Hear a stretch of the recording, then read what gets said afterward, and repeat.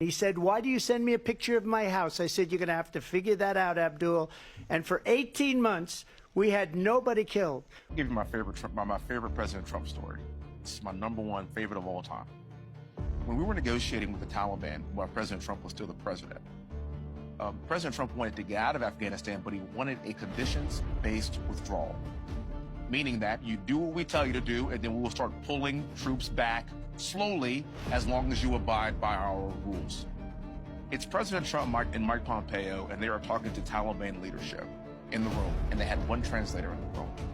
President Trump looked at the Taliban leader and said this: "I want to leave Afghanistan, but it's going to be a conditions-based withdrawal." And translator translated. And he said, "If you harm a hair on a single American, I'm going to kill you." And translator goes, and Trump goes, "Tell him that." Yes. Tell him what I said. Tell him what I said. Reached in his pocket, pulled out a satellite photo of the leader of the Taliban's home, and handed it to him. Shut up. Got up and walked out the room. Do you know for 18 months not a single American was killed in Afghanistan? That's the definition of strength. That's what I'm talking about. And so you could imagine that kind of sentiment being around the world. If we have an embassy in another country, no one's going to touch it because they're going to be fearful that they'll get a Moab on their head. That's how President Trump rolls.